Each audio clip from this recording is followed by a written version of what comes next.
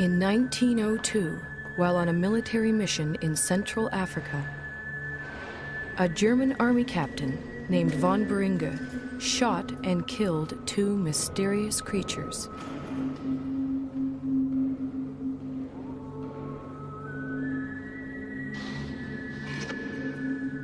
He then sent the skull and bones of one of them back home to Germany.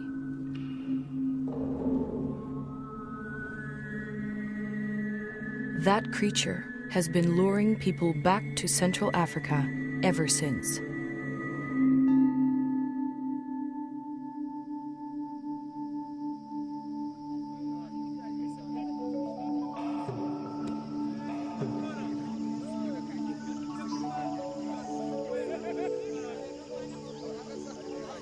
In 1921, American naturalist Carl Akeley made his way to the gorilla's ancestral home. The Virunga volcanoes, in what was then the Belgian Congo. Akeley brought a movie camera to document his visit, and a little girl to help prove Africa wasn't such a dark continent.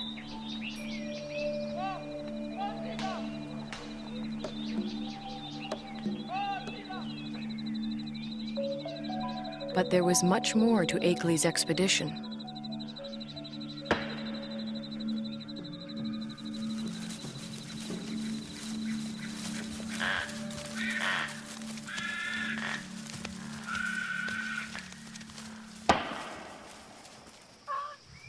Akeley had come to collect mountain gorilla specimens for exhibit in New York.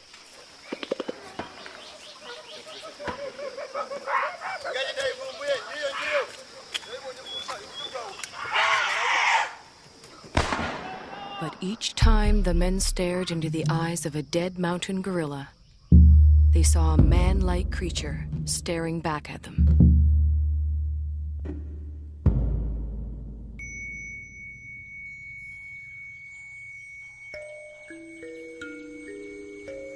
Akeley decided the killing must end.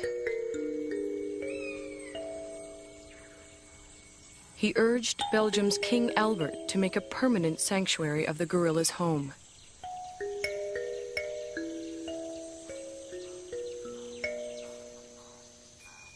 Today, in the cold, rainy, high ground of Rwanda, Uganda, and Zaire, the gorillas live on much as they have for thousands of years.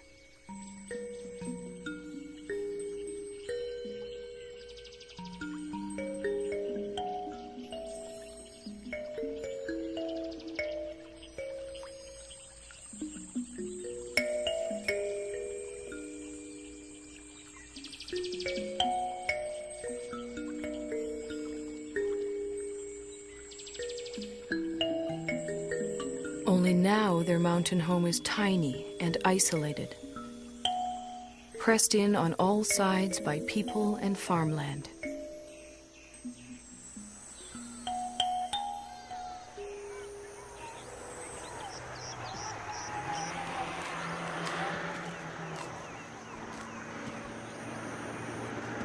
More and more, the mountain gorilla's future lies in human hands.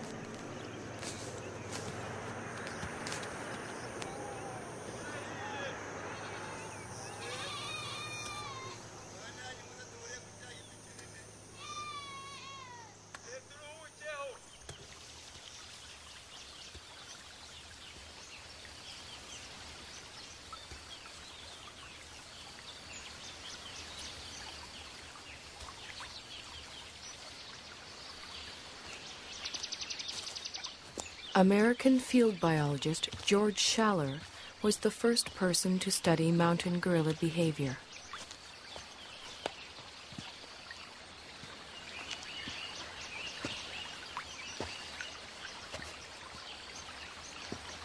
He and his wife Kay spent a year in the forest in 1959.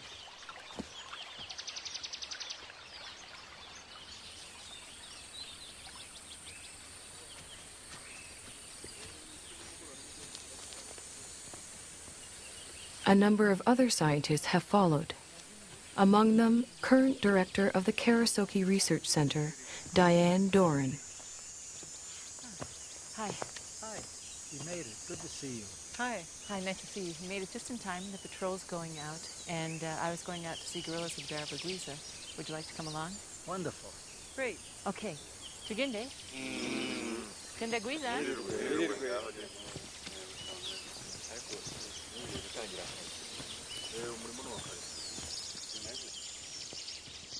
Gorilla researcher Diane Fossey established Karasoke in 1967 in the forest she grew to love.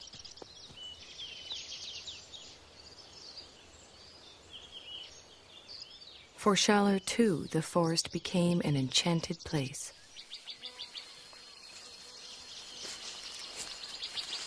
Some of my most magical moments with wild animals were watching gorillas, staying with them day and night. I used to do all my own gorilla tracking. You walk along slowly, you see the broken vegetation, you smell the animals. There's the musty, somewhat sweet odor of gorillas in the air.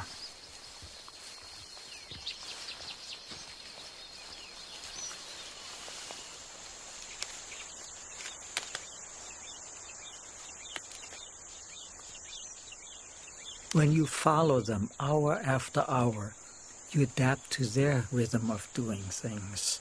You move at their speed. You start thinking at their speed, almost. And that is a lovely feeling for a biologist, to seemingly enter into the lives of the animals without disturbing them.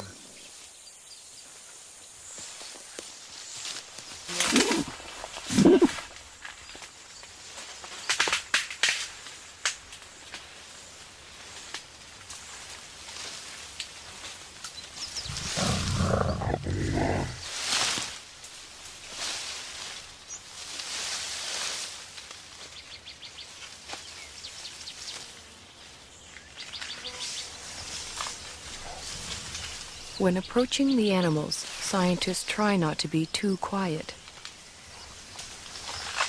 Mountain gorillas like to know when people are near.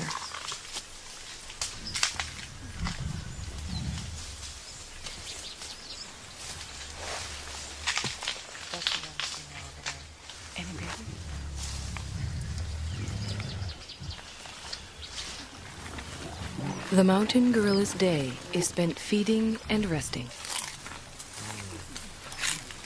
Feeding and resting, and feeding some more.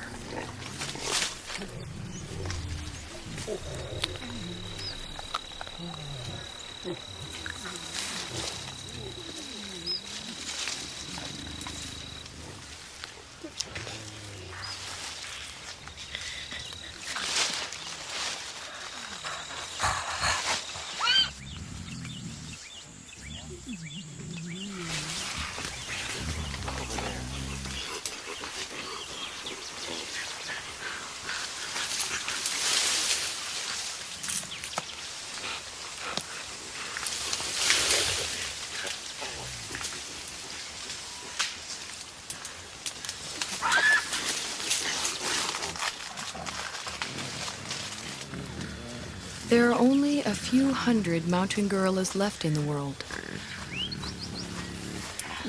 Most live as part of a family. The father and protector of this family is the male silverback, Umagumi. He acts as a magnet for the group. The females gather around him.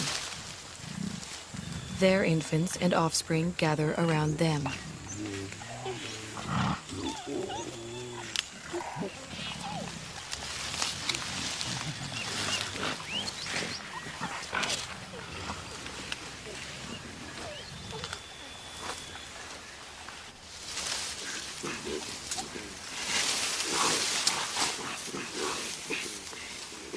Mountain gorillas are social animals. The closeness begins in infancy. Rarely, if ever, does a mountain gorilla mother let her baby out of her sight.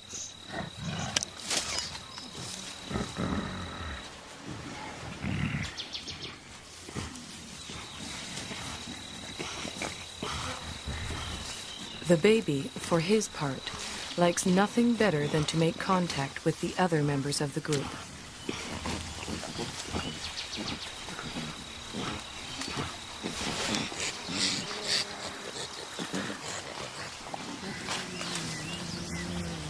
Even when they spread out to begin their daily search for food, the gorillas continue to communicate with one another.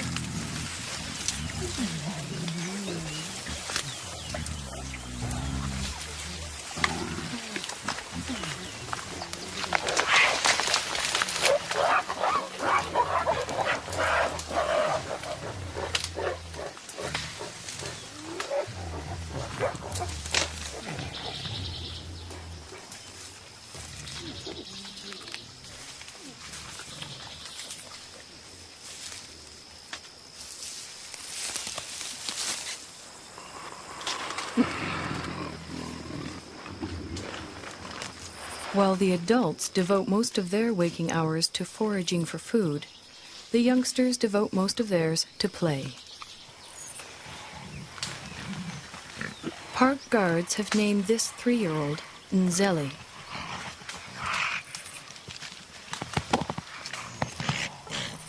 They call his friend Imvura.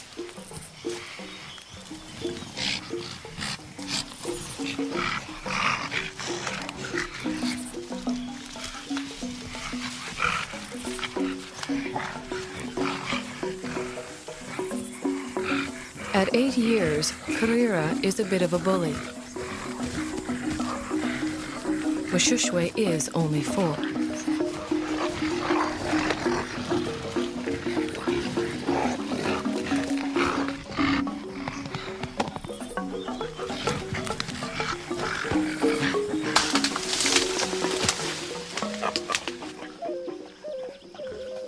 The games they play help the youngsters determine their status in the group.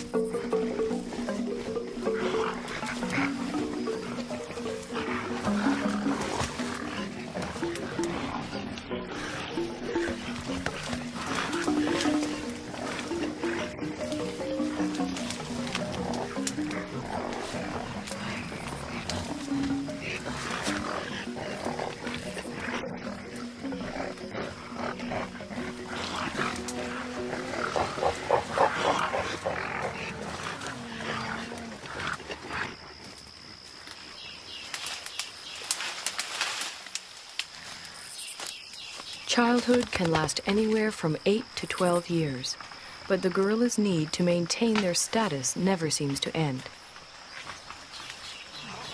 Any opportunity to reinforce the hierarchy is seized upon.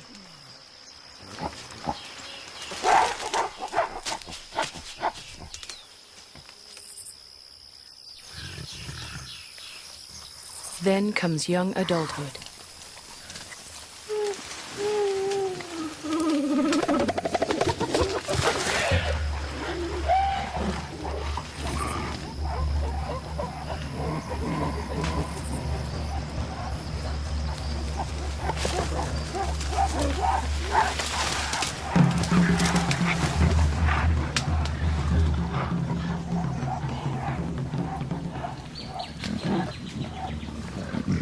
At 13, Intwari has the beginnings of a silverback and his first real sense of the power that comes along with it. He also has a dedicated young male follower.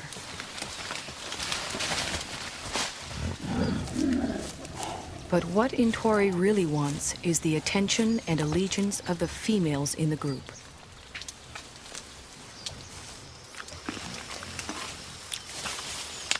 Umugumi doesn't seem too threatened by Intwari's advances towards the females.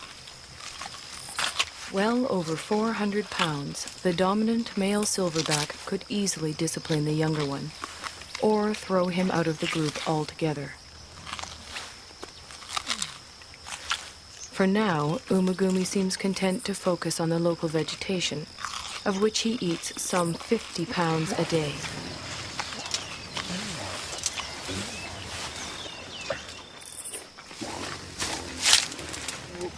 Mountain gorillas are mainly vegetarian, with a few ants and grubs thrown in for good measure.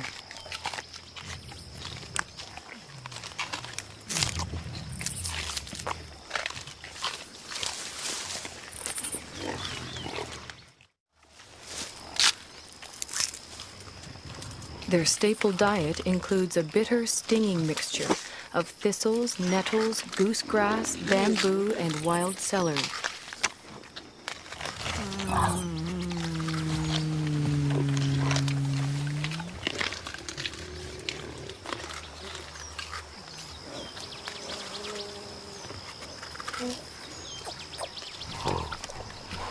Although he has already begun to experiment with the food his mother likes to eat, Abumwe will continue to rely on her milk until he's 3 years old.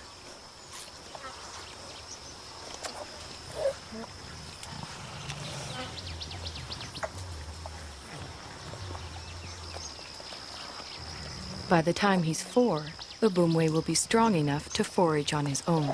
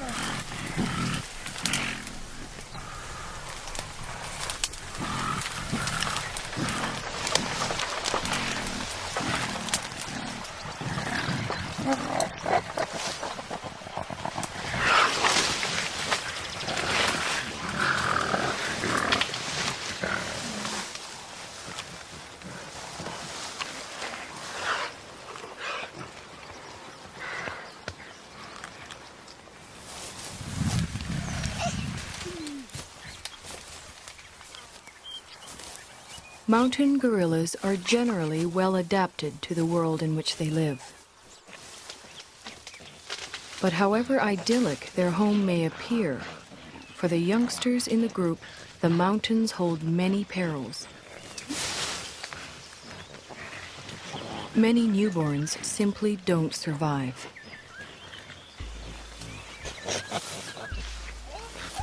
Mbele gave birth 2 days ago.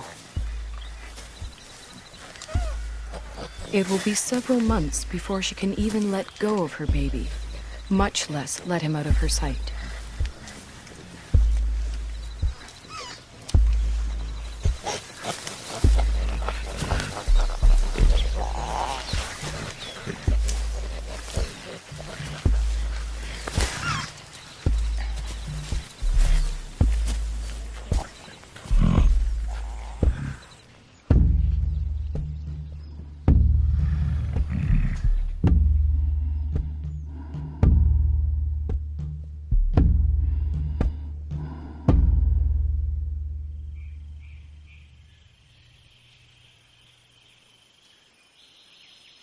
the mountain gorillas are more vulnerable than they know.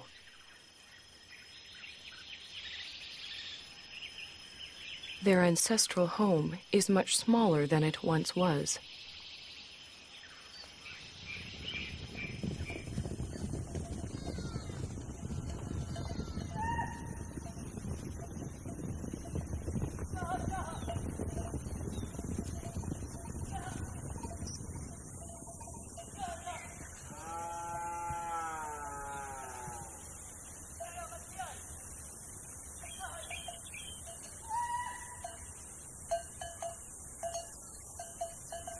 All around them, human activity is increasing.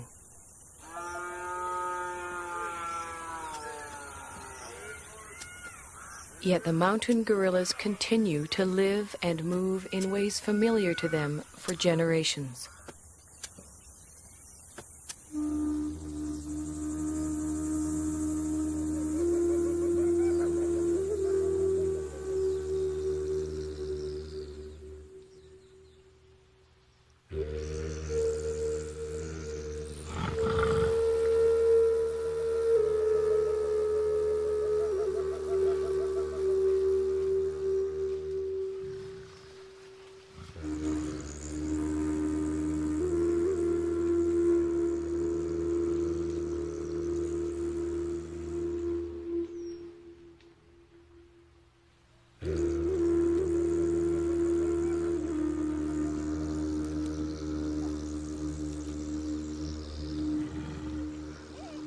They do not distinguish between thistles and meadows that are inside the park and thistles and meadows that are outside it.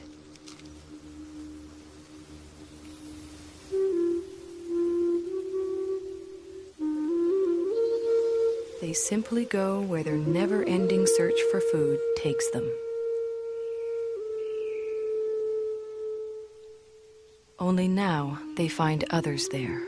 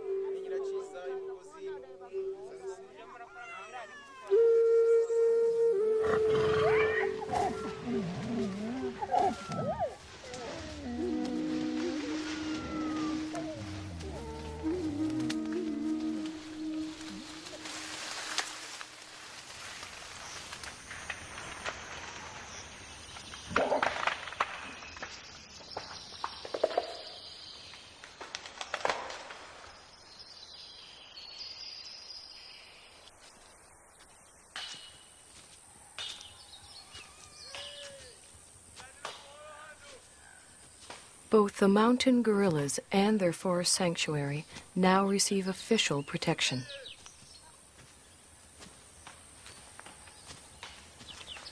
Park guards and anti-poaching patrols go to the forest every day.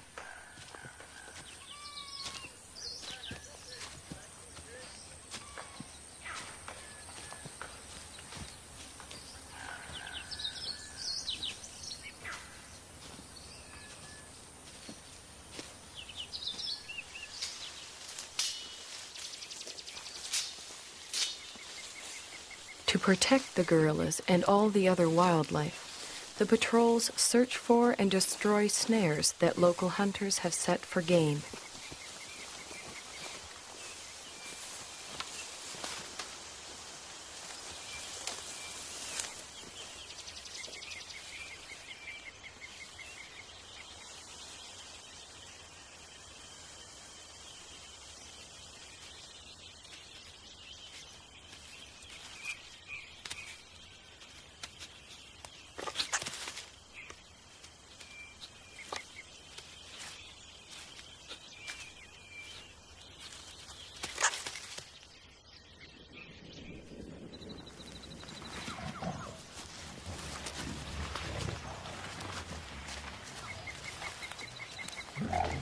The guards search the forest, checking on the gorillas' whereabouts and welfare.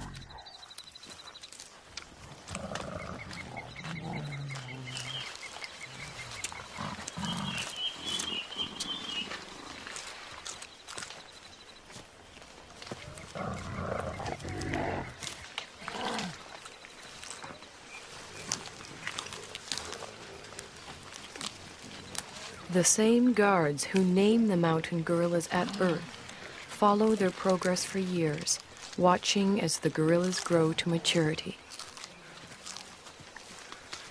Over time, a close relationship develops, a bond between the animals and the men.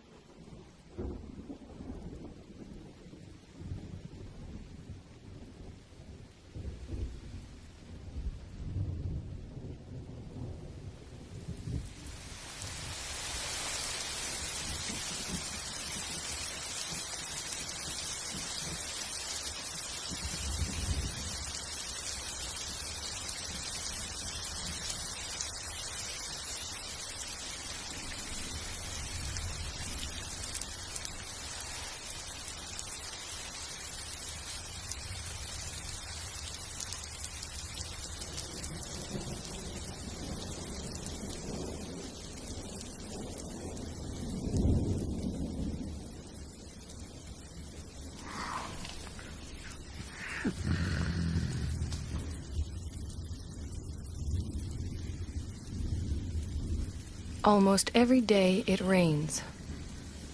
The mountain gorillas don't seem to like it. They don't seem to know what to do about it either, other than simply wait it out.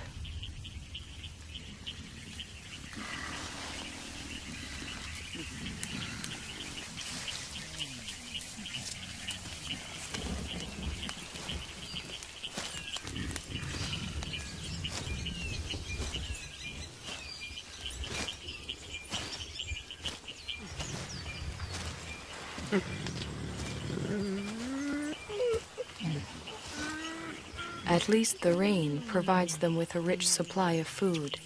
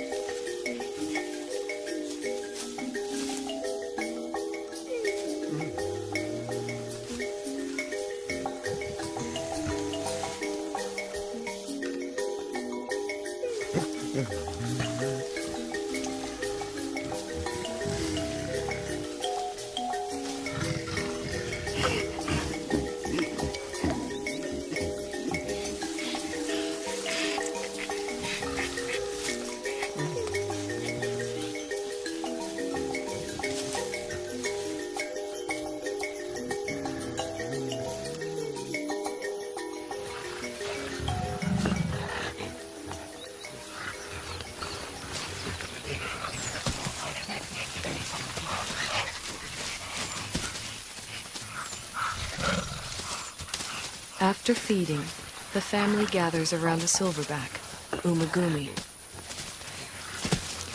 While the adults rest, the youngsters play.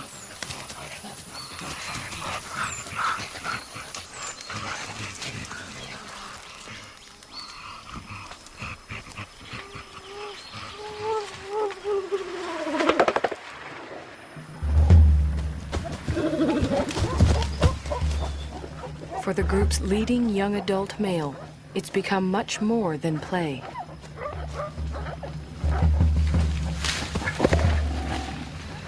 Left unchecked, Intwari's newfound strength could eventually tear the group apart.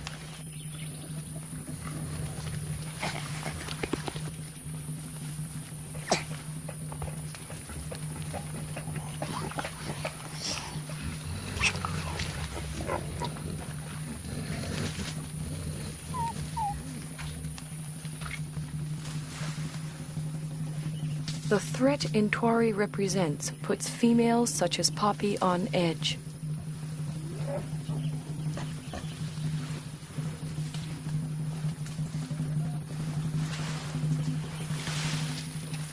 Determined to get some kind of reaction from the others, Intwari bites into an inedible plant and contemplates his next move.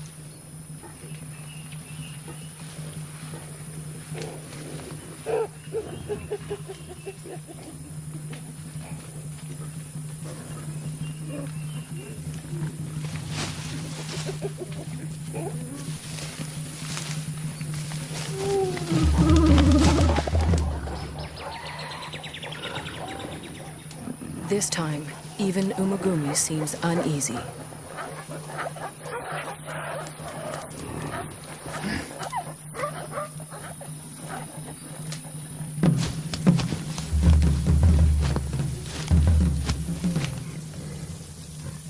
Intwari is presenting himself as their new leader, but the females don't see it that way.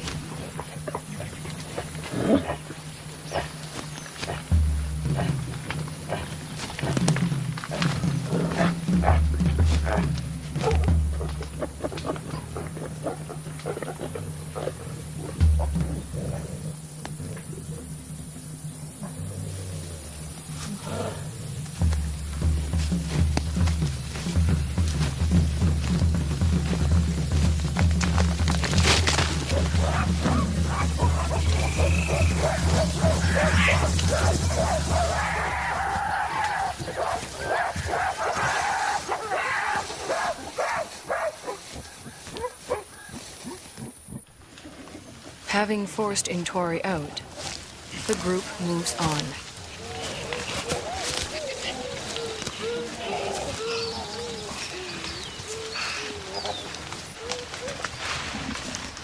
Before she joins them, Poppy, still vibrating with excess energy, vents it on the first young male she can find.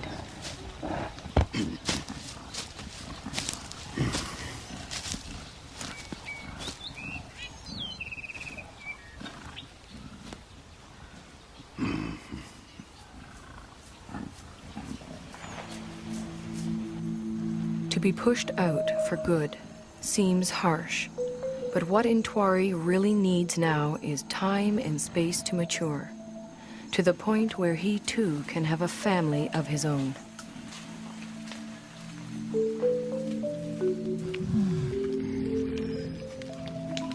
The next few years are critical for Intwari. They are also critical for all the other mountain gorillas.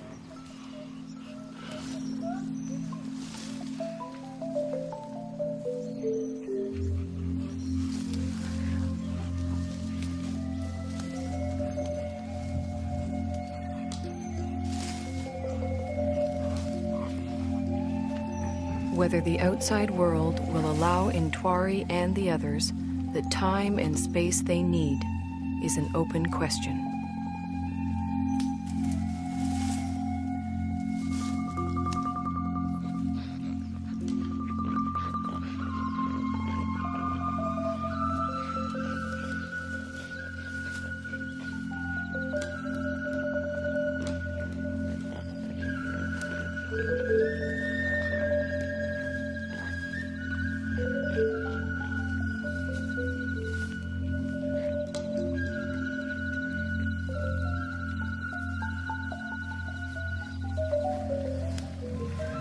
One thing is certain. If the mountain gorillas are to survive, we will have to protect them and their forest home forever.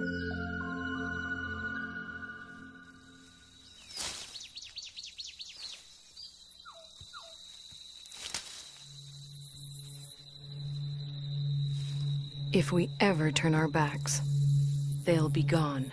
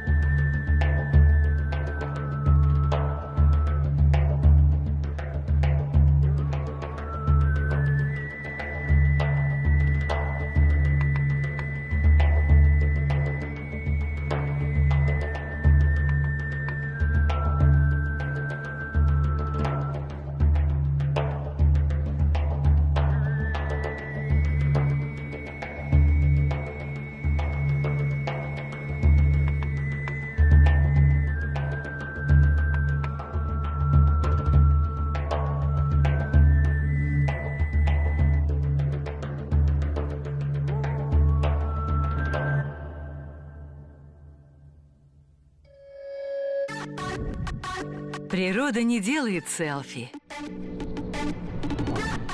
Ей все равно, какая у вас машина. Она равнодушна к деньгам. Она не спорит о политике. И не ждет вашего одобрения. Она просто есть.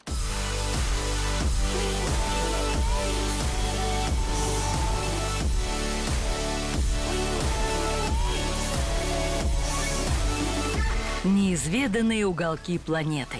Шаг навстречу природе. По воскресеньям в 8 вечера на Nat Geo Wild.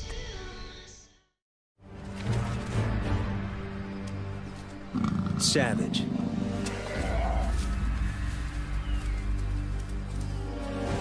Stealthy.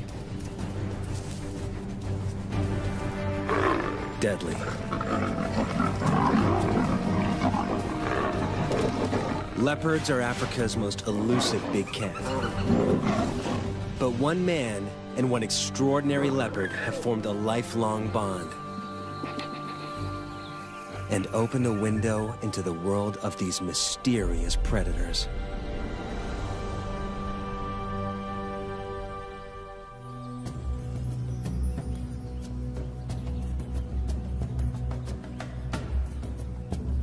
This is leopard territory. 17,000 hectares of bush that is home to more than 20 of Africa's most enigmatic big cats. This leopard dynasty is the lifeblood of South Africa's Londolozi Game Reserve, in the south of the Great Kruger National Park. The leopards here have been filmed and studied for almost 3 decades. Each cat is intimately known. And unlike most places, they are not shy of people.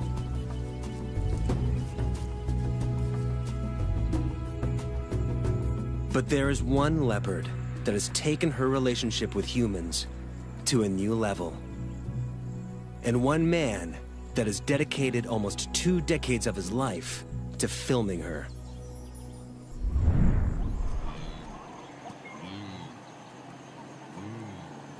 John Vardy, or JV, has been following leopards since childhood, but his relationship with this one is different.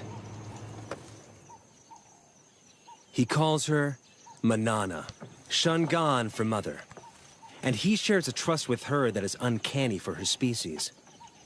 Okay, girlie.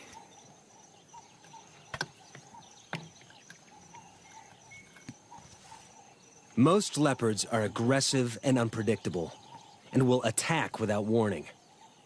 But JV is able to sit only meters from Manana, unharmed.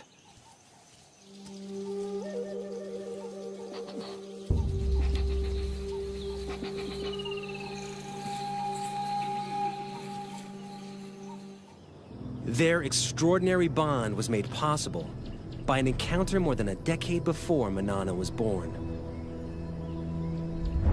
The year is 1979. JV and his tracker, Elman Mlongu, are on the trail of a leopard. They've just started out as wildlife cameramen, and so far, the secretive cats have proved difficult to catch on camera.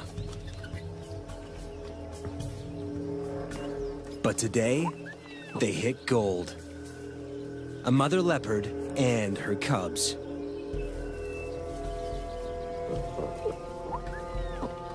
Sightings like this usually last long enough for the mother to get her cubs out of sight.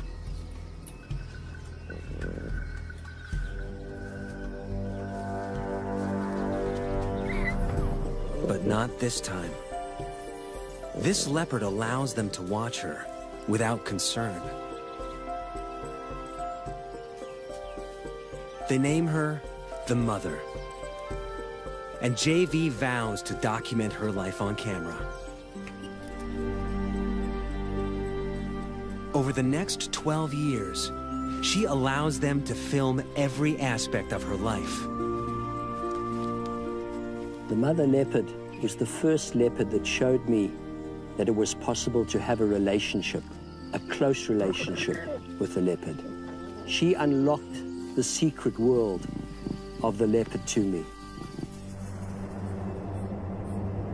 But one night, JV watches as that world is torn apart. Lions pursue the mother after a kill, and she makes a deadly miscalculation.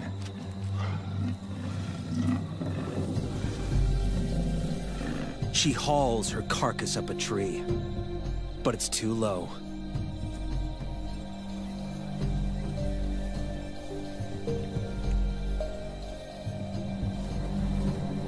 Lions are too big to climb high. But the 150-kilogram killer gets into the low branches easily.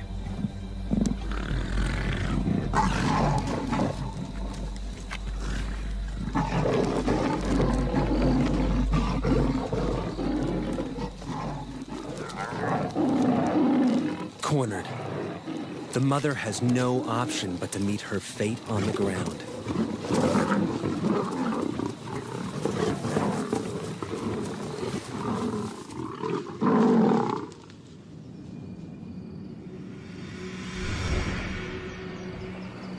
At dawn, JV and Elman scour the mother's territory and find what they fear.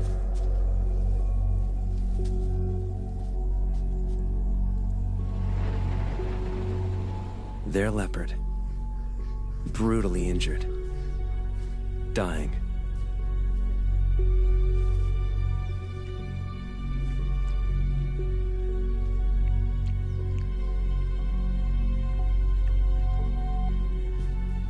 Her wounds cut to the bone.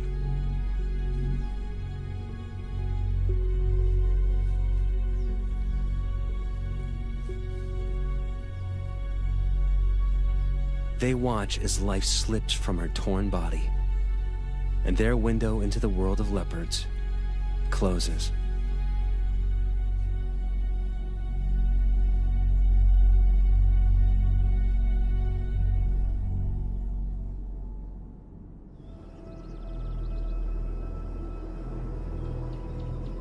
JV and Elman try to follow other leopards, particularly the mother's daughter, named Tugwan Female.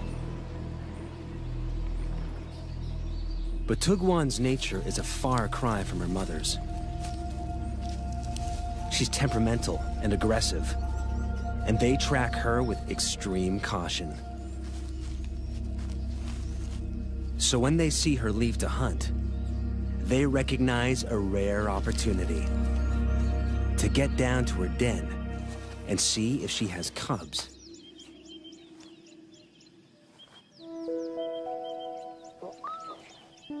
What JV finds changes his life. A tiny female cub emerges from the den.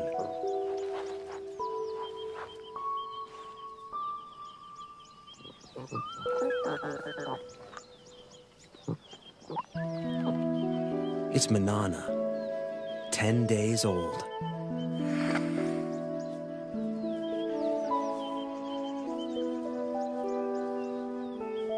JV's window into the world of leopards opens once more.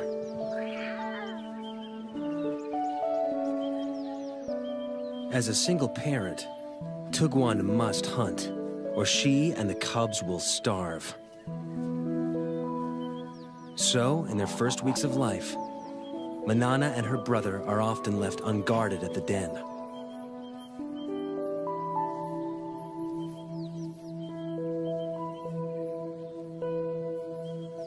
Lions and hyenas kill the offspring of other predators to eliminate the competition, and unguarded leopard cubs are soft targets.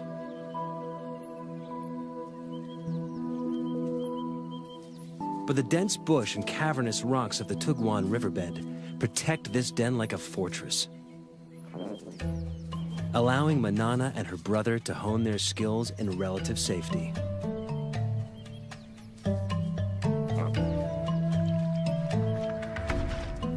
New creatures awaken their earliest hunting instincts. But it takes a little longer to grow into climbing.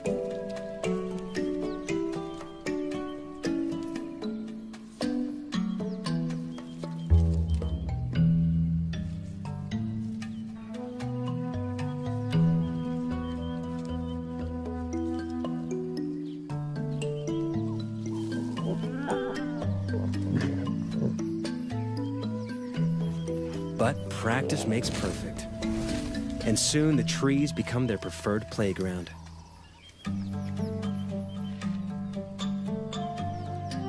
And everything in them, fair game.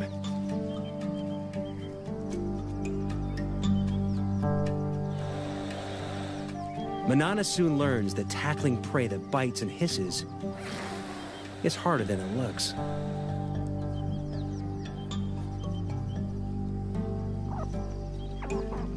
She heads down after easier prey.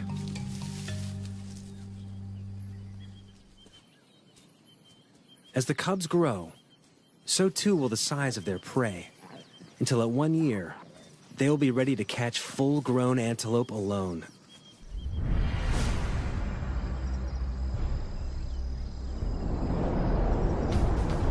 As adults, the treetops of Londolozi will become their domain.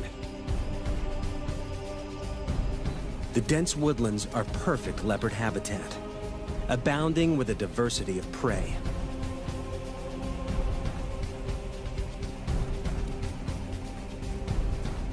But with that prey comes other, larger predators.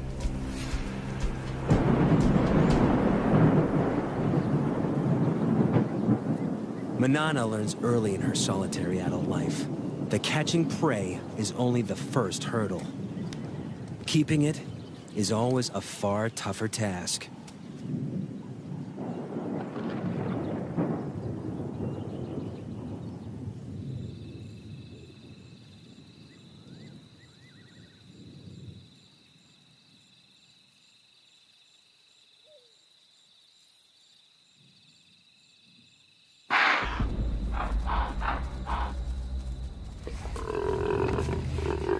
The death rattle of the impala goes up like a flag, alerting wandering hyenas to the kill.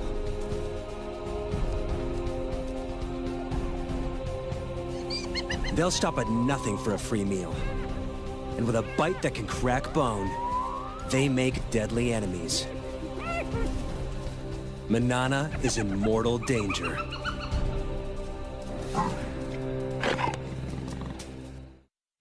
Seconds after Manana makes the kill, spotted hyenas surround her. Alone and outnumbered, she can't afford to fight.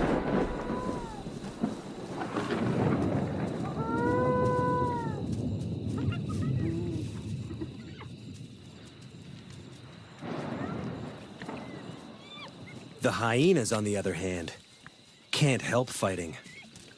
A strict hierarchy guts feeding.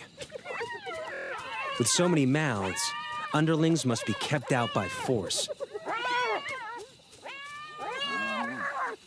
Soon, the feeding frenzy turns into a riot, allowing Manana to sneak in and steal back her carcass.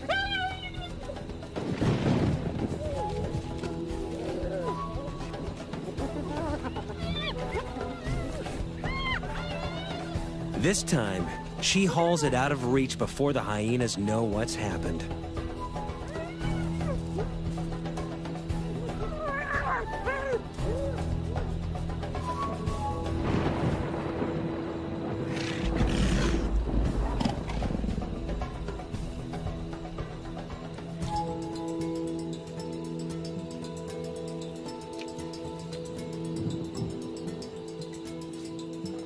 She eats her fill while she can. But hyenas are relentless.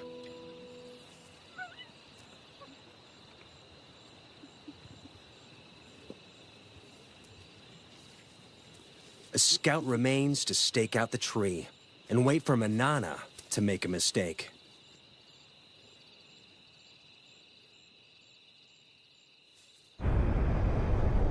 Leopards inevitably lose kills to predators. But when Manana bears her first litter, the stakes change.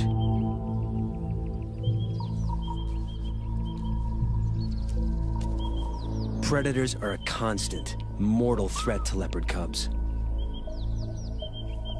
Here in the Kruger National Park, they kill 1 and 2 infants. But even at only 4 years old, Manana proves to be an excellent mother. Her den sites are all but invisible.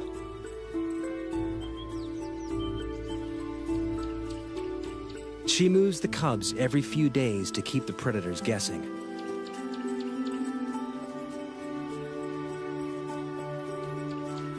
Never staying in one den long enough to build up a telltale scent trail.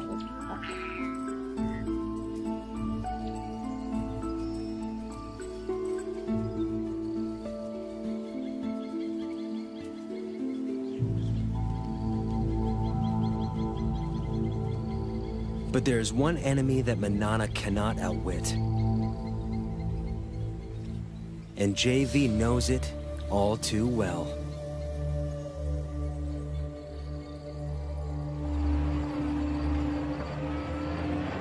A female leopard, which we called Sunset Bend female, contracted psychoptic mange.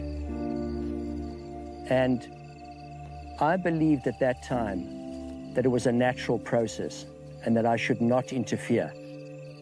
And I watched and filmed while she deteriorated and eventually died.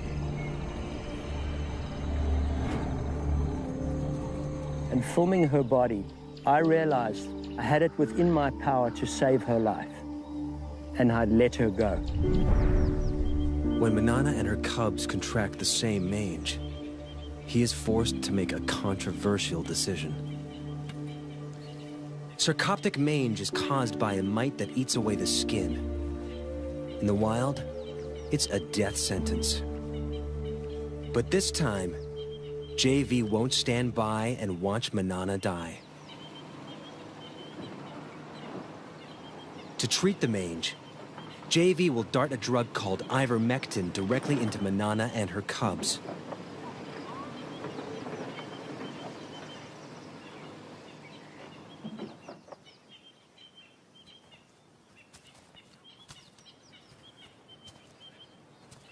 Elman tracks Manana to a dense grove of trees.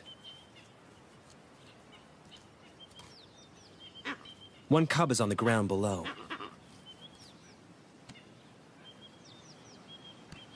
The other in the low branches. They must move fast. The darts will hurt. Manana may see it as an attack on her and the cubs, and fight back.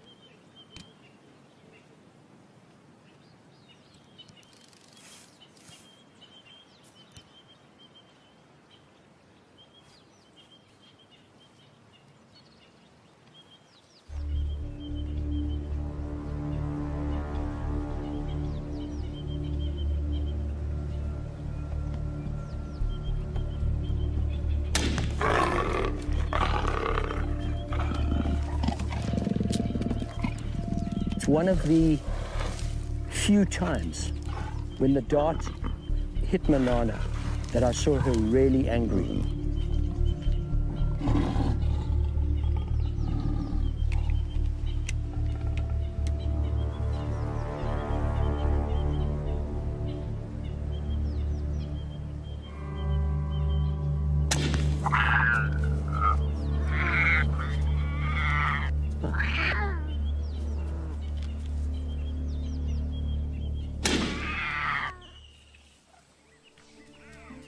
The risk is worth it. 3 weeks later, Manana and the cubs make a full recovery. JV's intervention gives Manana another 14 years of life. And her cubs survive the ordeal to become some of Lundalosi's most successful leopards. But Manana's next litter is not so lucky. A new threat terrorizes her territory.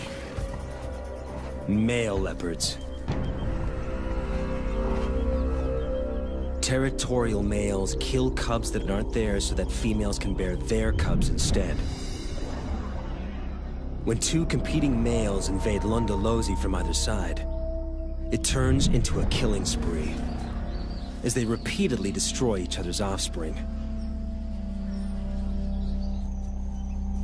After losing 2 consecutive litters, Manana makes a move to end the slaughter.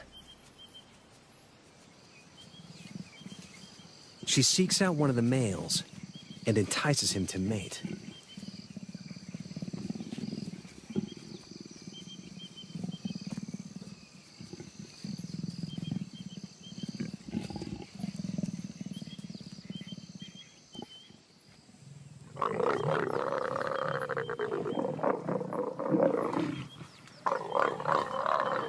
Like domestic cats, microscopic spines on the male's genitalia make mating a painful process for the female. A process she must repeat every 15 minutes, day and night, for up to 5 days straight.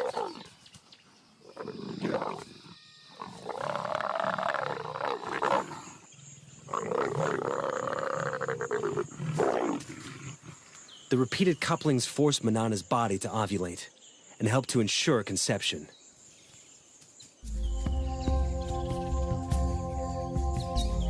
When the ordeal finally ends, she crosses her territory to find the other male and endures it all over again.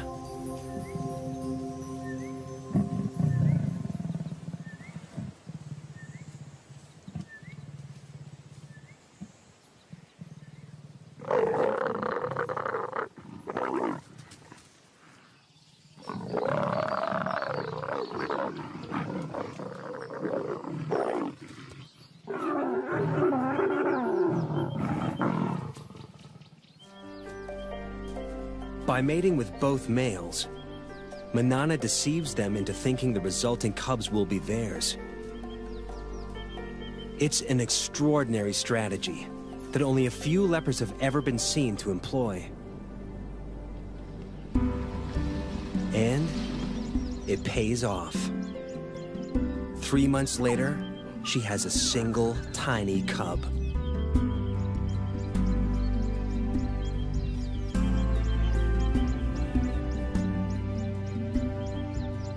Usually, there are 2 or 3 cubs in a litter. Lions may abandon single cubs to bear larger litters. But Manana chooses to keep this only child.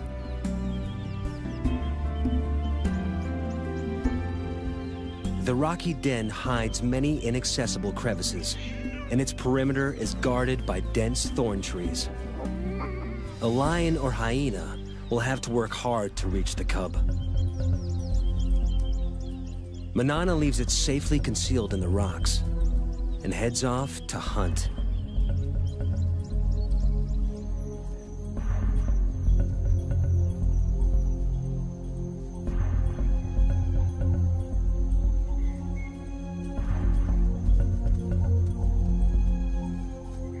But today, Manana's not the only predator on the prowl.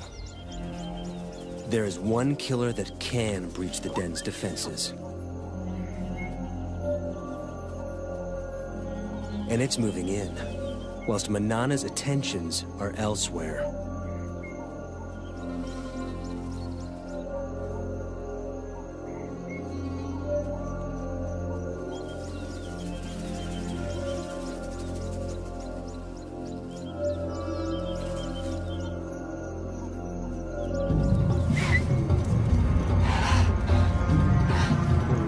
Hunt failed, Manana heads home.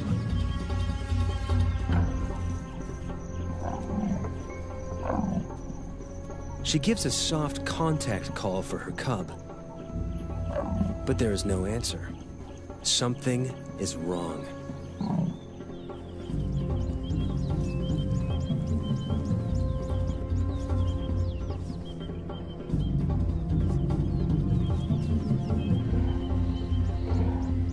It takes only a second to recognize the killer. An African rock python, swollen with a cub-sized meal.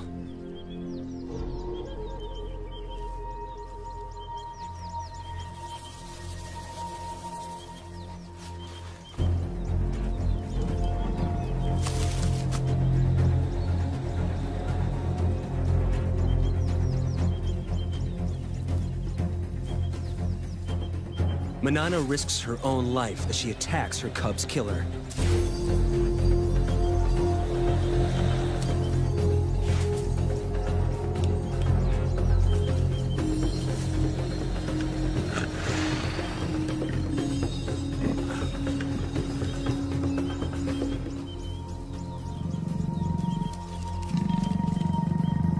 The python retreats into the thorns.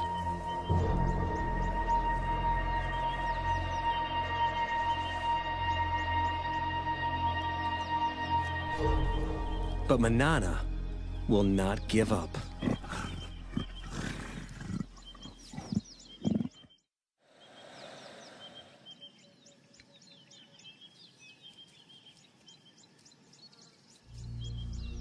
For 3 hours, she lies silently, staking out the python's cave.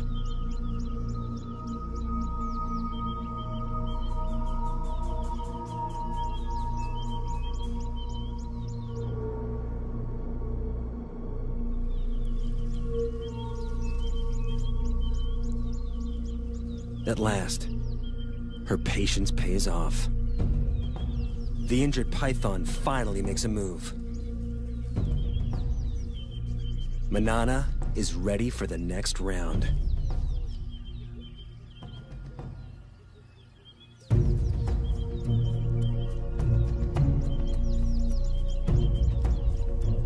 She waits until it's clear of the cave.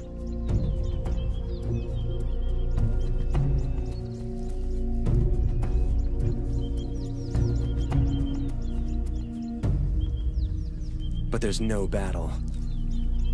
A built-in reflex forces the snake to relinquish its hard-won meal.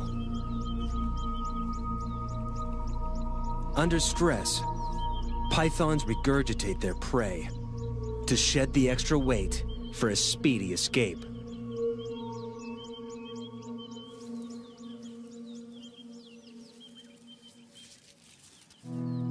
But Manana has abandoned the attack. She's got what she came for.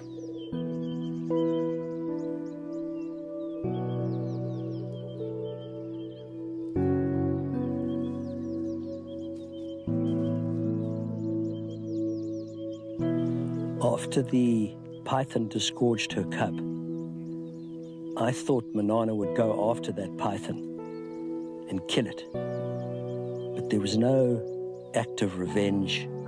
All she wanted was her tiny cub back.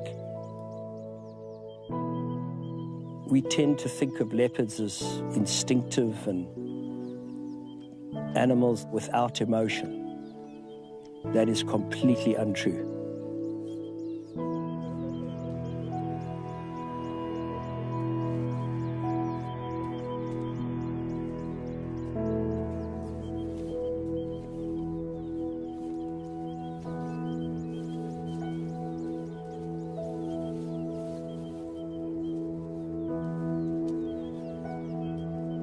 Manana carries the body away from the den and begins to consume it.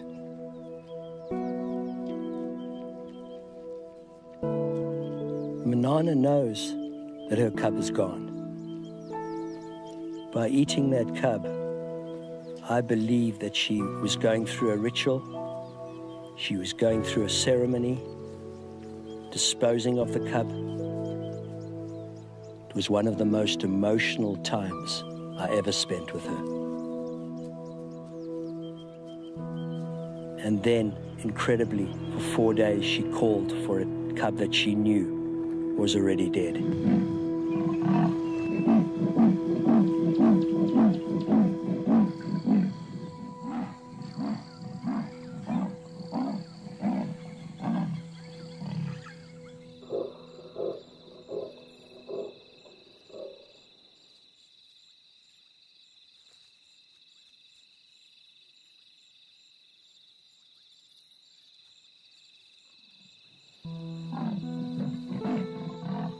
As a filmmaker, it's hard to just turn your camera on and capture the scene because it cuts very, very deep.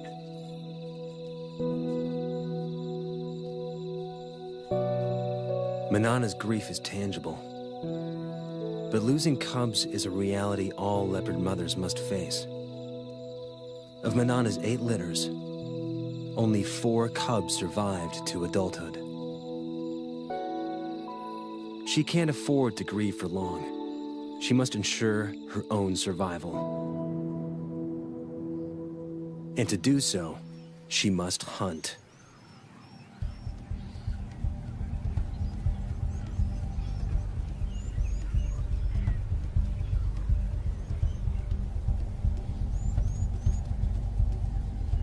Her 15-meter vantage gives her a bird's-eye view on potential prey.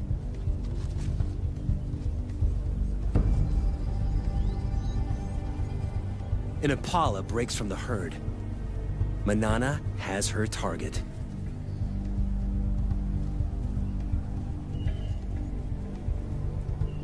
Now, it's all down to timing.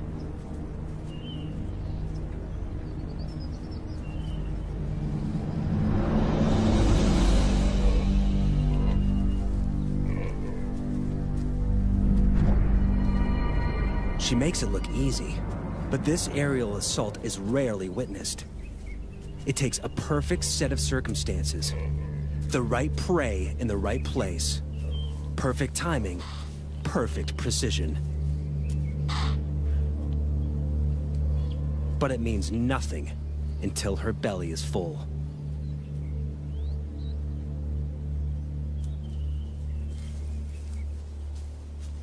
She needs to get the kill off the ground quickly. But even the trees aren't always safe.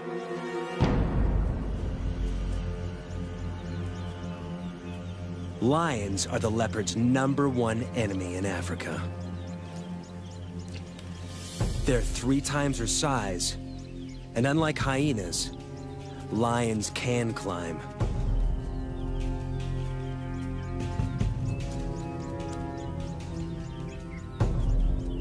Like her grandmother, it's a threat she can't escape.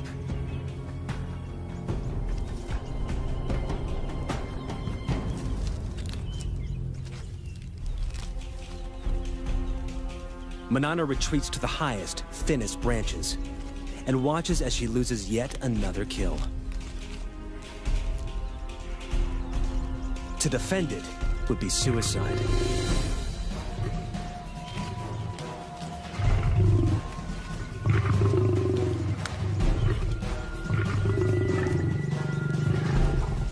The pride's forces grow.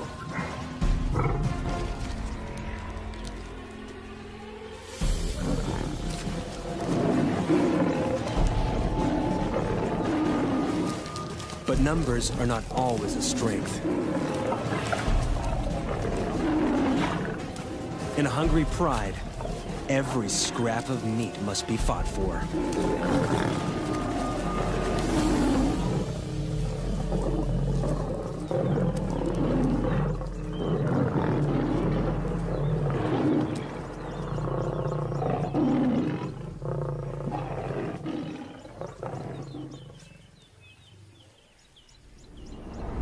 With the enemy distracted, Manana makes a swift exit.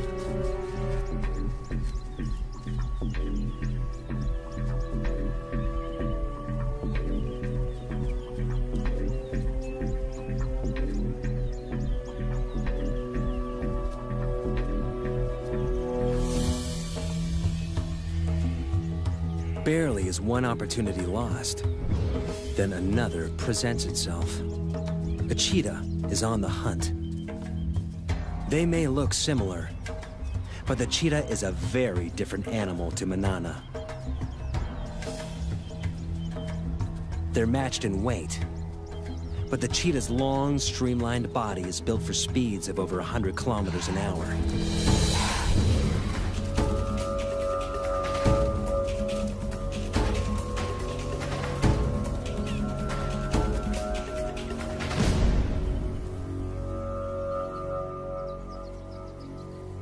While Manana's is built for stealth and strength. This is one opponent Manana can intimidate.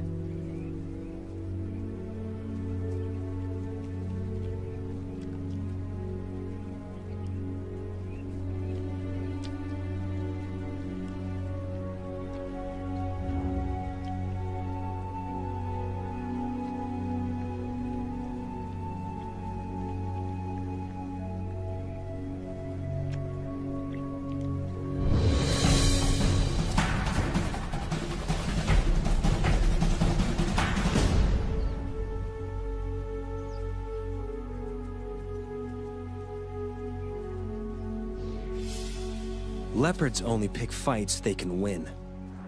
Except when it comes to territory. Females will fight to the death for their rights to prey, habitat, and ample den sites.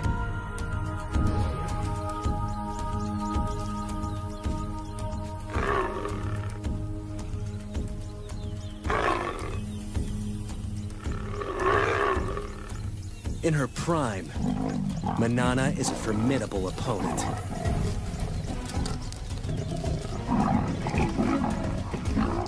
She holds Londolosi's best territory for most of her life. But keeping it means fighting often.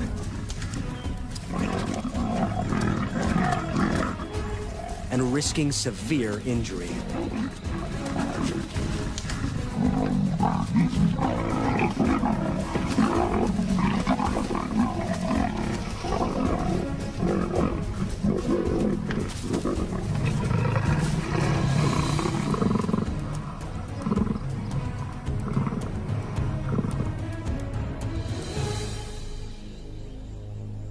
As Manana grows older, those injuries begin to take their toll.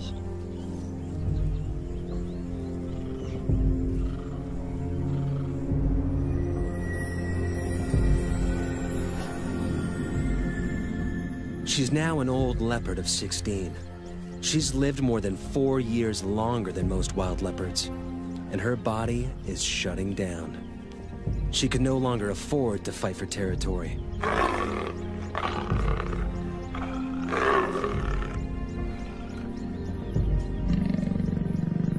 She must watch, humbled, as younger, fitter females mark on her turf and claim the best of her territory.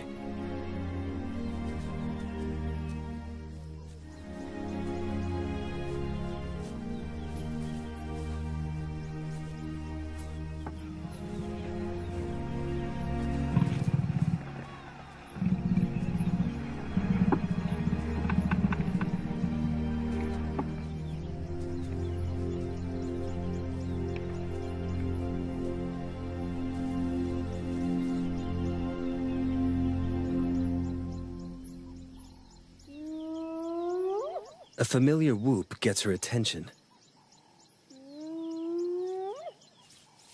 A much-needed meal could await nearby. Scavenging from the hyenas that plagued her youth now helps to keep her alive as an old lady. As usual, they fight over who has the right to feed. It's getting tougher and tougher for her to hunt. So if she can scavenge some meat from this kill, it'll keep her going for a while. And as the meat gets separated and spread around, she may have a chance to pick up a piece of meat and jump into a tree. But while there's so many hyenas, it's very, very dangerous for her to go in now.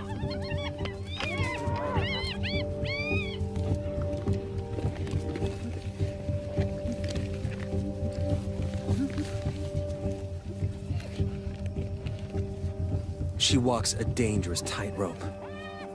Scavenged meat could keep her alive.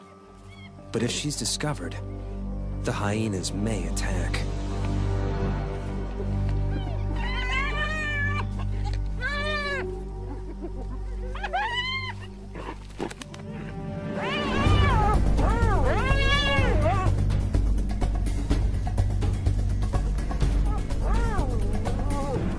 She's safe in a tree, but she's trapped. The hyenas will show no mercy if she comes down.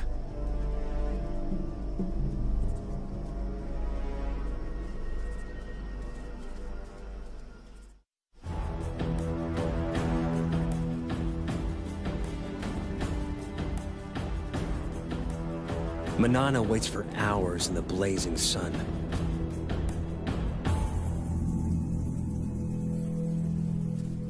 Until the hyena matriarch makes off with the last of the carcass. With the hyenas fat and fed, it's safe to come down at last.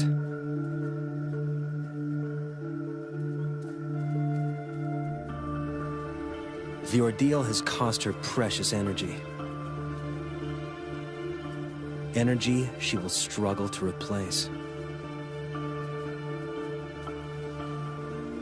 6 months down the line, every day of life for Manana is one that JV doesn't expect.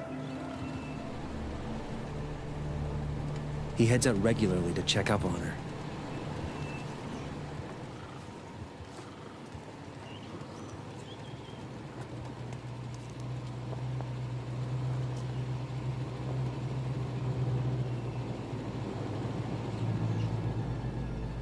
She's in the treetops, and she's seen something.